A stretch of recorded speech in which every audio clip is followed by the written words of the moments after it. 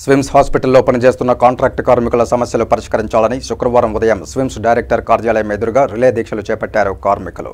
ఈ సందర్భంగా సిఐటియు జిల్లా ప్రధాన కార్యదర్శి కందారపు మురళి, నగర ప్రధాన కార్యదర్శి కె వేణుగోపాల్ మాట్లాడుతూ స్విమ్స్ హాస్పిటల్ టీటీడీలో విలీనమైన తర్వాత లక్ష్మీ శ్రీనివాస కార్పొరేషన్లో కార్మికులను కలపడంతో అందరూ సంతోషించారన్నారు.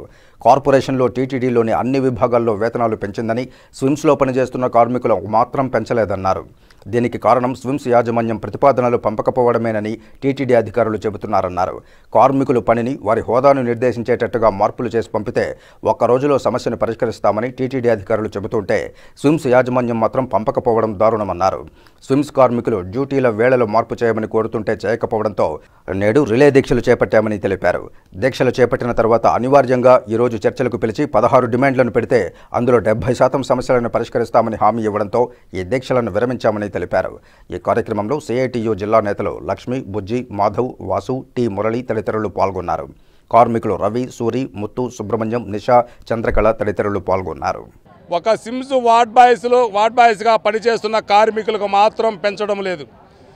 మేము గతంలో డైరెక్టర్ దృష్టికి తీసుకెళ్ళాం, ఎంఎస్ఆర్ దృష్టికి తీసుకువెళ్ళాం, శానిటరీ ఇన్స్పెక్టర్ దృష్టికి తీసుకెళ్ళాం, టీటీడీ బోర్డు చైర్మన్ దృష్టికి తీసుకెళ్ళాం. అదేవిధంగా మన ఎమ్మెల్యే గారి స్థానిక ఎమ్మెల్యే దృష్టికి కూడా తీసుకెళ్ళాం. వాళ్ళందరూ స్పందించి మెడికల్ సూపరింటెండెంట్ ఎంఎస్ఆర్ గారికి అప్పగించారు. మన జనరల్ మేనేజర్ బాబు సార్కి కూడా అప్పగిస్తే ఈరోజు రేపని కాలయాపన చేస్తున్నారు.